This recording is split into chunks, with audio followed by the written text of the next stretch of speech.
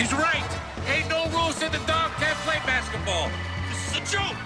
A basketball game for the DS might sound odd at first, especially when you consider the system never received any of Mario's more traditional sports titles.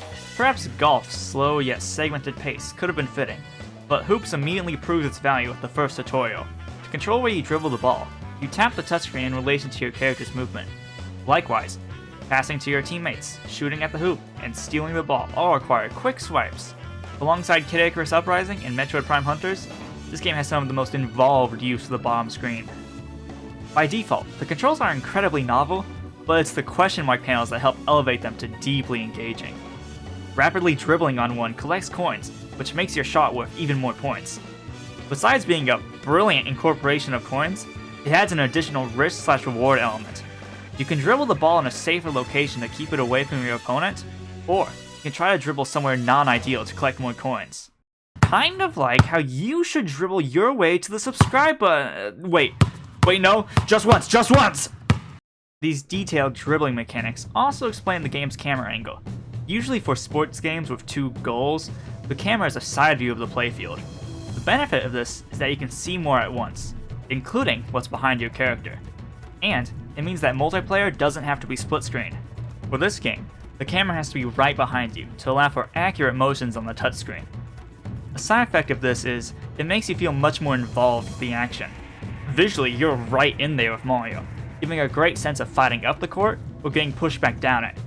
You feel less like a spectator and much more like a player. The downside is losing visibility of the entire court. This mostly isn't a problem since if someone is close enough to attack, they'll be on screen, and otherwise the bottom map tells you their location. It only becomes a problem in some of the later courts, where the stage hazards can be off-screen, making things much more chaotic. Speaking of the courts, they're some of the most varied and themed locations in the entire pantheon of Mario sports. Yes, there is your standard basketball court, but you also have a beach with a pirate ship launching cannonballs, a cliff where Lakitu's hoop is only on one side at a time, a casino where you can gamble to get even more points or lose it all, and a greenhouse where Petey Piranha does not like you dunking into his mouth. What stands out to me isn't just the sheer variety of locations, but the fact that they each employ mechanical differences that require genuine shifts in strategy.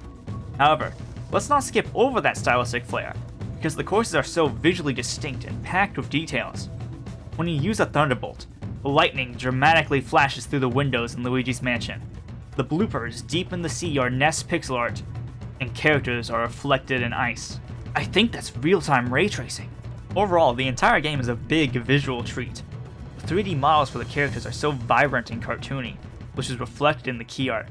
Look at how striking the cover is. The flat colors and bold outlines stand out so much. It's just very well drawn. The game also has this really nice pixel art that it uses in the menus, and I just love it. It's almost like an alternate take on Mario and Luigi's visuals. The only major criticism I have is that, in-game, the characters' faces can kind of look lifeless. Of course, I have to acknowledge that all of the footage on screen is upscaled. In reality, the graphics look a little more like this. What's important to note here is, despite the lower resolution, the game looks incredibly sharp on an actual DS. The lifeless expressions are also a lot less noticeable, especially in the middle of matches. Between the graphics and controls, I gotta say that playing on original hardware is the way to go here. Which, I know, heavy touchscreen controls can be really tiring for some players. So here are JustJasen's tips for comfortability. Yes, I know the DS hasn't been relevant in years, so these tips will apply to no one, just let me have this! First of all, if you've got a longer stylus, that is absolutely the best way to give your hands a break. It'll make controlling the game a lot easier, while also taking away from some strain, since you won't have to move your hands as much. A bigger system like a new 3DS can also make the game more comfortable, with the downside of making the image quality less sharp as it gets stretched out. You could opt to minimize the image, but for such a touch-heavy game, I want every input to be read, and don't want to risk that blank space.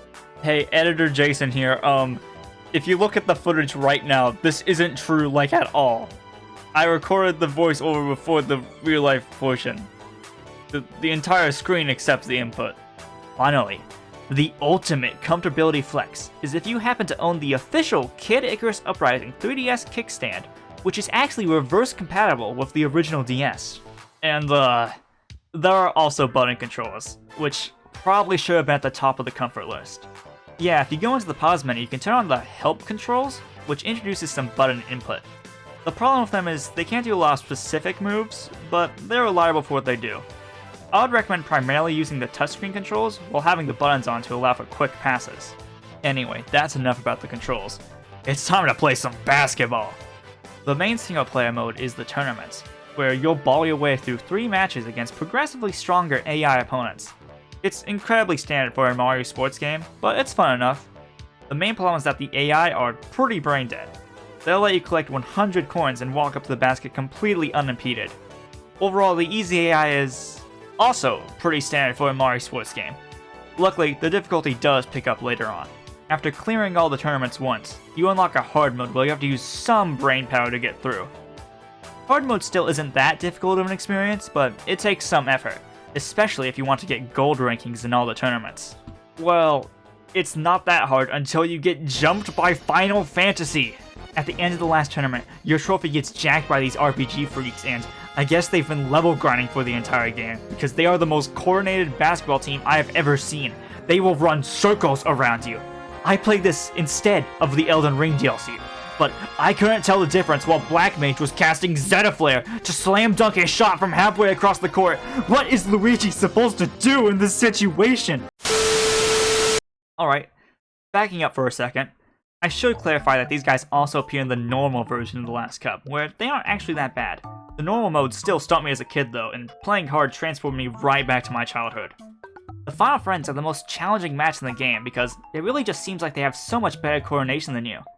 It's especially apparent when you see one of your teammates holding an item that could completely flip the script, and they just refuse to use it. One review from back in the day actually called this out by saying the game often felt more like Mario Hoops 1-on-3, which, despite everything, is actually completely wrong. What's interesting about this random encounter is how it reveals a sort of psychological problem with the game. When DK is sitting there and doing nothing while White Mage and Ninja dance around you, it really can feel like 1-on-3. When, in reality, it's actually 1-on-1. It's not you versus Ninja, Black Mage, and White Mage. It's you versus the AI. Only one member from each team is actually active at a time, and it's obviously highlighted who it is. The other 2 members of each team are either advancing up the court or guarding in very predictable movements. The reason that the Final Friends end up feeling so much more coordinated than you is they're simply swapping more. You too can pass the ball as much as they do. When they catch the ball while you're passing, they aren't ungodly coordinated. The AI just pressed the L button to swap characters. You can steal the ball in the exact same way. Once you realize all this, the fight becomes a lot more reasonable, even if it remains a pretty big challenge. Until you make that realization, the game seemingly collapses on itself as you're outmaneuvered while your teammates are of no assistance. If there's any reason that this game is currently sitting at a 69 on Metacritic, it's probably that. Once you lock in and start really engaging with the game, it shows how far its mechanics can be pushed.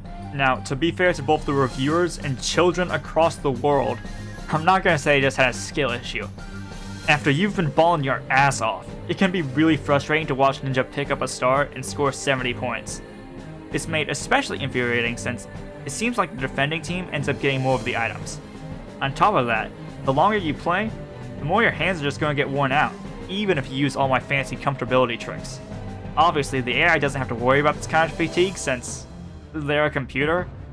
I think it would have been reasonable for the developers to turn off the panels for this match, since it doesn't feature any other stage hazards and seems like it was meant to be a final test of skill. At the very least, the style points are not turned down at all when facing them. Seriously, look at how cool Black and White Mage's new designs are. They are prepared to ball. The airship itself is also awesome and comes with this banger music track currently playing. I also really appreciate how Final Fantasy showing up doesn't actually come out of nowhere. If you get silver rank or higher in the Star Tourney, you straight up unlock Moogle, and even if you miss that, the underwater stage features mimics. And those fireballs in Bowser's Castle? They're not fireballs. Those are bombs. Oh yeah, and I guess Square Enix also just had the teeny tiny role of developing the entire game. Another thing about Hoops I appreciate is the amount of unlockables. There are so many characters, alternate costumes, and balls that unlock while playing the tournaments. I mean, look at how full this character select screen is. You can also get a couple of special courts that have unique requirements for unlocking, like playing the game at 4 PM or scoring 800 points in the casino level. For a DS game, I think it has a pretty solid amount of content to play. So with the deep gameplay and high number of unlockables, I think it's pretty obvious where this game will shine. The multiplayer. The AI might not be shackled to the human concept of having hands, but playing against someone else will really let the skill ceiling shine. So let's hop online and get ballin'.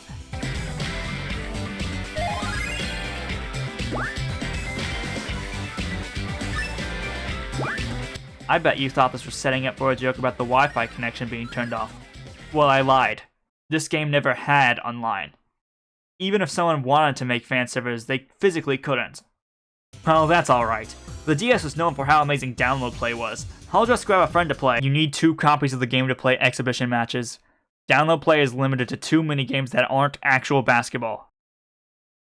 Now, I don't know what was going on at Square Enix at the time, but the lack of these features seems like a really obvious misstep that I don't know how it got through. Looking back, the DS was an incredible time for multiplayer. Alongside being Nintendo's first big foray into the world of online gaming, download play was a brilliant feature that let people play with their friends without everyone owning a copy. Neglect both features in a game where multiplayer should be its main longevity. In a game where you literally have trainer cards comparing your rank to other players. Is a very baffling choice. If there's a second reason this game has a 69 on Metacritic, here you go. It might be a kind of weird thing to complain about in the year 2024 since the multiplayer scene would be dead anyway. The point is, if either of these features got included, then playing multiplayer, even today, would have been a lot easier. When it comes to emulators, it's extremely easy to do online play with fan servers. The main problem is anything involving download play requires opening the emulator twice, and doing it either locally or with Parsec. Parsec works fine enough for many games, but for something so touch intensive, I don't know if it can handle multiple touch inputs like that. I'm going to investigate this more for a future video, so maybe it'll work better than expected. But for now, it's disappointing how inaccessible Hoops multiplayer was, and forever will be. In a way, it feels like an inversion of modern Mario sports games. Whereas those use online multiplayer like a crutch when they really should have more standard content, Hoops has plenty of single player, and hides the multiplayer when it really could have used it. The important thing to keep in mind is, that single player content is so much more inspired than the modern titles. The courts imaginatively utilize the Mario world. The gameplay brilliantly incorporates question mark blocks. The core mechanics are rock solid, and it just has so much style. Nowadays, wishing for a new Mario sports title feels like you're just asking for the monkey's paw to curl. But if they made another basketball game, I'd gladly get back on the court.